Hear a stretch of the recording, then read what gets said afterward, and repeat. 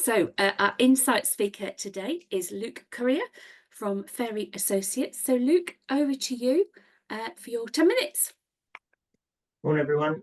So I am sort of looking into a part of the business. So Karen, I think you suggested a thing about sort of investments, myth busting, and kind of I suppose, explaining some of the jargon to it. So that's what I'm sort of doing today, and sort of some of the misrepresentations of what we do, really. So I'm going to share my screen first here. So this is something I saw very recently. Can everyone see that there? So this is a really good one. So clients will often ring in and worry about things that they've seen in the media. So the most recent one is the upcoming budget. There's a lot of negative press in there, and yes, there are going to be some changes, but I think what you have to look at is how it affects. What I always mention is how it affects the client's personal circumstances. So if taxes go up, yes, it is. For certain people, it is going to be more of an issue because if you're selling a property, if you're selling a business, then if you've got an inheritance tax issue, then those taxes are likely to go up. But for a lot of people, they don't actually have those assets there, or they could delay selling them, for example, or plan for the future. So but one of the biggest things we get from time to time is market worry. So people will see on their portal to say, oh, look, my pension or my investment's gone down to an X amount. What's happened really?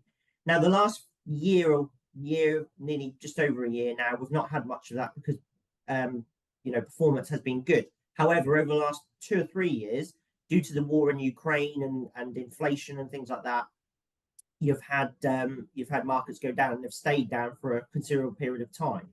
So what I want just to show you here is this is the wall of worry, which again, worry is the biggest thing that we get from clients. So what you can see here is in the last 30 years, how various events, so economic crisis, conflicts, health issues, political events, things like that have affected markets. Now, what you'll see is you may remember a few of these as you look through. Now, obviously, the more up-to-date ones, so things like the Ukraine invasion, that had a big effect on markets there, you see. And obviously, you can see there the COVID lockdowns. Now, that was a massive drop there, relatively. But actually, if you look at what it was from 1995 to there is a massive rise in just zoom in a little bit. So there's a massive rise from markets from there. So what this essentially shows is this is the US market, but essentially it's showing you that $1, if you'd invested $1 in September 94, so call it 30 years ago, you would have now have $5.69. So it's nearly 6 times your money there. So that works out to be 6% a year, or if dividends are reinvested, which again I'm not going to go into that too much, but 7.8% per annum, which is much higher than inflation, much higher you'd have got in cash, things like that really. But what you can see is the trajectory is up, obviously, and over the last, as I say, the last couple of years, the trajectory has been very, very good. But you are going to get these crises throughout time. And on average, you will see a recession or a drop in market values every sort of 5 to 7 years, really. So, what we have to do is get clients used to that. But it's always the drops that harbour clients' questions and things. So I never get an email from a client to say, Luke, please can you explain why it's gone up 5% or 10% this year? Because they have a look at the paperwork and sort of put it away in the filing cabinet. No issues sort of done there. If I ever did get an email like that, I'd be really proud to answer it back, and I'd go into a lot of detail. But it's not happened yet, and I can't see it happening going forward. So what I then wanted to show you is this is a good graphic here as well. So what we try and do, and most advisors will do this, is what we try and do is not put all your eggs in one basket in terms of the investments. Okay, so diversification is key, really. Okay, because what you can see here is this is what we call the patchwork quilt. So each color is a certain asset class. So you've got like UK gilts or bonds, North America, UK gilts, things like that. Okay, now what you will see is that there's no one asset class that has done well over every year in the past 10 years, basically. One thing I will point out is North America has done quite well, comparatively throughout that time. It's in the top 3 or 4 most of the time. But what you'll see is, a classic example is emerging markets. So 2016, 2017 had a really good time of it. And then, the next year they were the second lowest one performing. So this is where the diversification is key, purely because if you put all your eggs in that one basket, yes, you might have 1 or 2 years, a bit of luck almost to say that that particular section has performed well. But then, as you can see, 2016, 2017 with emerging markets, you'd have been really pleased with me. But then the next year you said, what on earth has happened?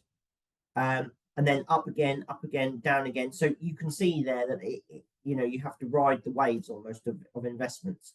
So what we try and do really is put all your eggs in one basket, because you can see here that gilts and bonds done really well in 2014, but equities or shares didn't do very well.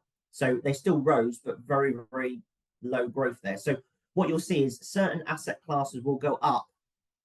When they go up, certain other asset classes will go down. So you want the best of both worlds, really. So ideally, what you don't want is everything going down at the same point. But if I point you towards 2022, this was the start of the most recent downturn. The best performing asset class was direct property at minus 5.5% there.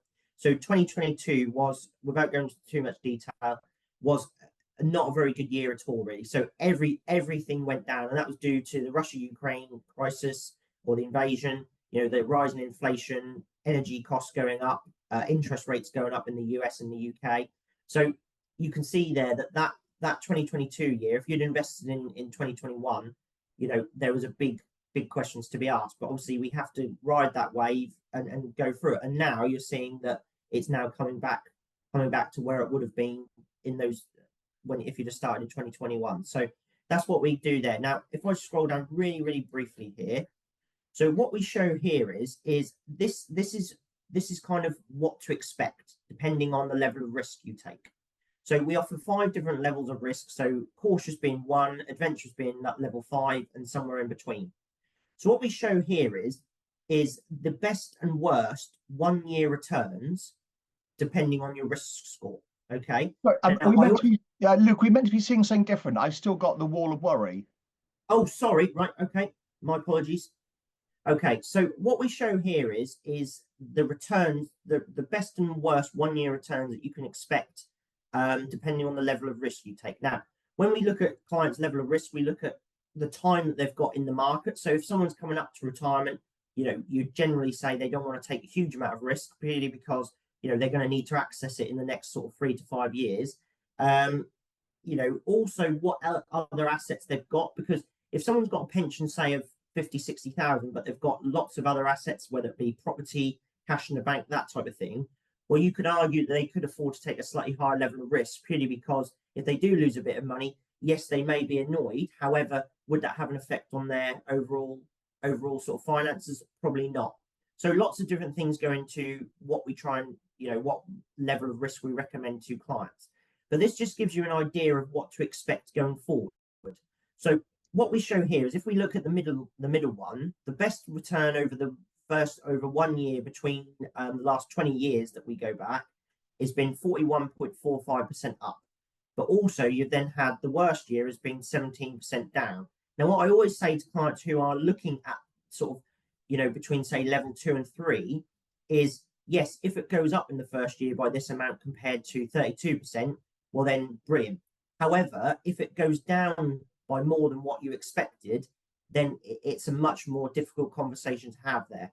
So I always point clients to the downside rather than the upsides, because that's what clients do tend to remember, even though, on average over a 10-year period, as you've seen from the graph, the wall of worry, that you would tend to see 7 or 8 years of good growth, 2 or 3 years of negative returns, but it's the negative returns that people do tend to remember there. So this is kind of what we show there, and I always point clients to go a little bit more cautious than what you think you may do, purely because if you have this in the first couple of years rather than this, it can skew what clients think of their investments and what they want to do in the future. Does that make sense there? So, but what we then show is, and as you can see, the higher the level of risk you go, so from left to right, the difference between the top and the bottom gets larger. Okay. So, the higher the level of risk that you take, the more volatility or the bigger swings that you've got to get used to. So again, this is something that we do need to plant into clients' minds and get them used to doing. Now, with new clients, it can be a little bit more difficult, but with more established clients, when things go down and up, they then say, yeah, I remember the last time it does. We know we have to ride this thing through, things like that, really. So, but what you can see here, the white writing is the average return that you'd have got over those years. So as you can see, you might say, well, between the level 1 and level 3, there's only sort of 2% there. And you can't say, well, why is it worth taking a higher level risk? But that is per annum, basically. So 2% difference per annum, which, over 1 or 2 year periods, then no, not going to make too much of a difference. However, over a 10, 15, 20 year period, which some people do have that level of time to invest, that's going to make a huge difference to their monetary amounts that they could get there, you see. So lastly, what I just want to show you here is this is what we show in terms of £100,000 investment from 20 years ago. So what you would have got back in our portfolios compared to different sort of asset classes there. Now, what you will see here is that this is showing you, the bottom one here is showing you basically what you'd have got back in cash. Okay, if you'd have put 100 grand in the bank, 20 years ago, roughly now you'd have 176,000. Okay, but even our most cautious portfolio, you'd have that's another 50,000 on top of that. One thing I would show the difference between the UK and the US. So the UK FTSE 100, obviously everyone's heard of that. You'd have 278,000, in the US 783. So you can see the difference in what the US has done over the last 20 years compared to what the UK has done in terms of returns for clients. Now, this is where you may say, well, why don't you put all your money in the US? Well, there is times where the US have performed worse than the UK. So obviously we need to differentiate and put some in the UK and some in the US. But for example, this year, we're saying to clients, we'll put more in the US, not all of it, but take some out of the UK and more in the US, because all the data is showing that the US could have a better year going forward. Now, that is not guaranteed. Obviously, the UK could rebound, but at the moment, everything is looking that the US could perform better. So that just gives you an idea of sort of how we construct our portfolios, how we explain risk to clients, and just by giving them sort of facts and figures. Because for a lot of people, when you say 5% per annum, that's sort of like, what does that mean to me? But these figures here give you a bit of an idea of what you could expect over the longer term, or what has happened over the last 20 years. Now, obviously, we cannot guarantee that's going to happen in the next 20 years, but it does give you a good indication there in terms of the level that you're looking to think. So what we can then do is say, well, look, if you were to do this and you had a moderate one, you had 380,000 in your pension or your investments, what could that produce you an income in retirement type thing? So again, it gives clients a little bit more to understand, because again, percentages are very difficult to understand, as I said before, it's kind of, what does it mean to me, really? The only other side of things that we do look at, and which is coming a bit more prevalent, what I want to cover very briefly, is the ethical side of things. So we do get a lot more clients now who say, we don't want to invest in fossil fuels, tobacco, alcohol, arms, obviously with the conflict in the Middle East at the moment, looks like it's going to escalate. So we do offer ethical portfolios where we take those sort of elements out. Now, for some clients, they don't have an issue with it, so we kind of go with what they want to look at.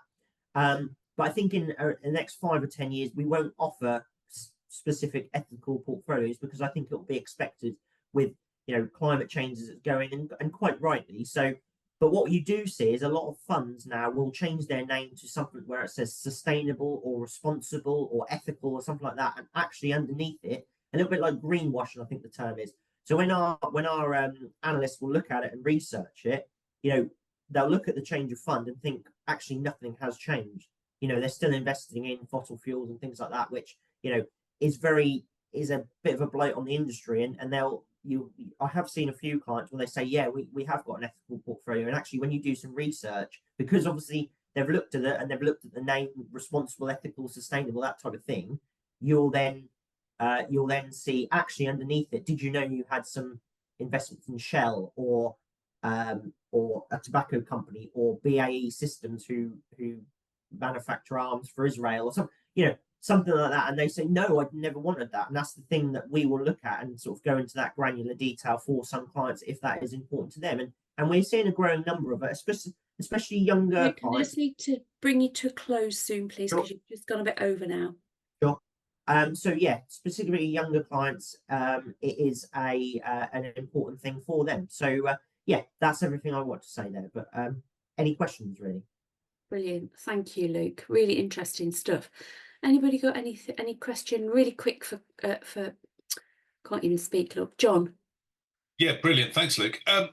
Is the kind of like the greenwash, is that a really growing market now where people, like consider it investment, that kind of thing? Is that really? Oh, it is definitely, taking off? yeah. There's even a bespoke company in Norwich that actually is called Ethical Financial Planning, something like that I've seen. So it is a growing market. The problem you have is, and my only issue is, we've had many talks with clients or with fund managers, and the thing is, everyone's got a slightly different interpretation of what an ethical company is. So this client, this particular one we had last year, who came and spoke to us, he said that their company doesn't invest in Tesla because of Elon Musk and the sort of the.